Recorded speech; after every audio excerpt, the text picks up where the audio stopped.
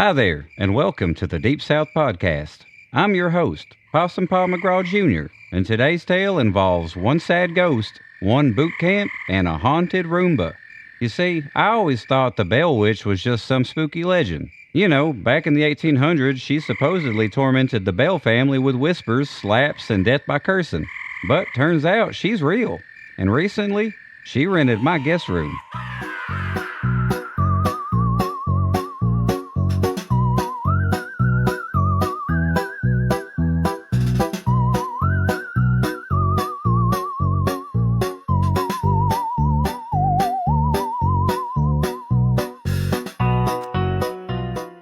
It all started on a Tuesday.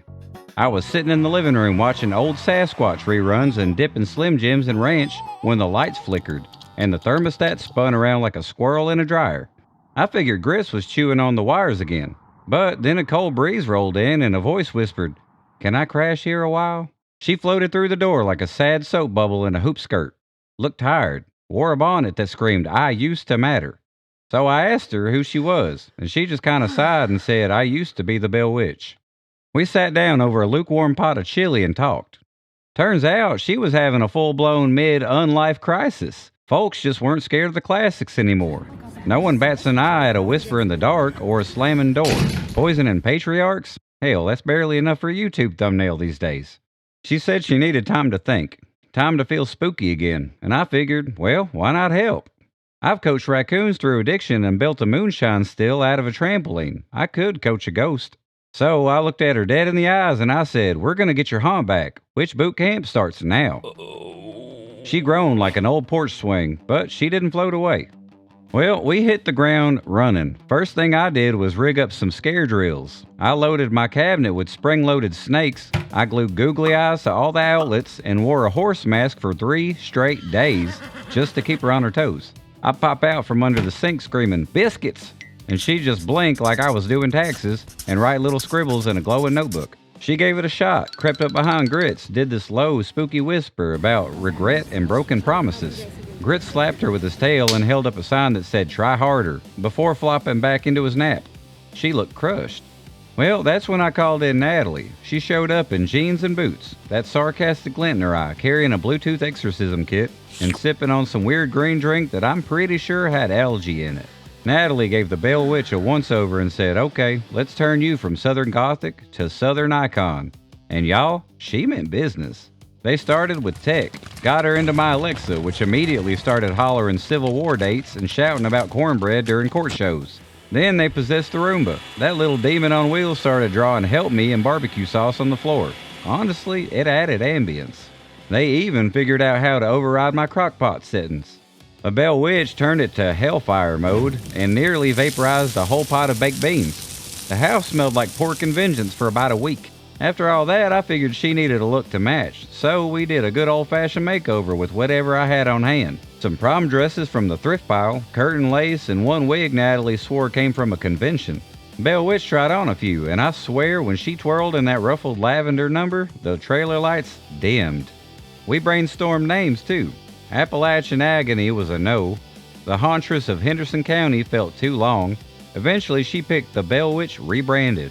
Natalie helped her set up a ghost Instagram. Her first post was a moody selfie with the caption, "Just floating through it." To test it all out, we went down to the laundromat. I climbed into the ceiling vents with a kazoo and provided spooky ambience while she did her thing. The dryer spun backwards, socks levitated, and she cursed a vending machine in French, so it spat out M&Ms non-stop. Some guy clapped, a toddler screamed, and the Bell Witch, she smiled. Not a ghostly smirk either, like a real "I'm back" kind of smile. She looked at me and she said, "I think I felt it again." A couple nights later, I woke up to what can only be described as a full-blown horror exhibit. The faucet was gushing blood. The moonlight on the trailer floor spelled out, "Y'all gonna die," like it was scrawled by a haunted toddler. My Roomba was humming Dixie in Latin, and from somewhere deep within the walls, a banjo started playing Jolene backwards. And y'all, it was beautiful. I stood there in my boxers and I clapped real slow. "You still got it," I said. Then she floated a little higher. Her eyes glowed just a bit. She thanked me real soft, like she hadn't done that in 100 years. She left in the middle of the night, leaving only a note that said, "Thanks, BW." and a wind chime that was visibly cursed. Every time it rings, I swear I hear a whisper say, "You up?" So, while I was trying to de-haunt my coffee pot, the possums showed up, 5 of them, all in tiny witch hats, riding RC brooms like they were in some kind of hillbilly Hogwarts. They decided to chill out whenever one slammed into the microwave and got a concussion. Anyway. Redneck Mailtime. It's time for Redneck Mailtime. Yee-haw, Redneck Mailtime.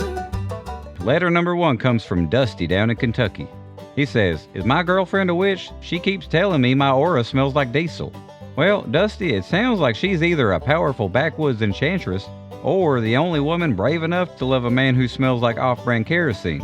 And truth be told, that's a rare combination worth hanging on to. If she starts chanting over motor oil or growing herbs in hubcaps, then you might want to ask her nicely about the coven schedule. Letter number 2 comes from Cheryl down in Mississippi. "My Alexa only responds in tongues now. Should I be worried?" Only if it starts demanding sacrifices, or worse, calls your ex. But for real, Cheryl, if your Alexa is speaking in what sounds like ancient prophecy, or just shouting biblical plagues every time you ask for the weather, maybe unplug it and soak it in holy vinegar, and stop letting your cousin Daryl download ghost apps. Letter number 3 comes from Bubba down in Arkansas. He says, "Can ghosts have a midlife crisis if they're already dead?"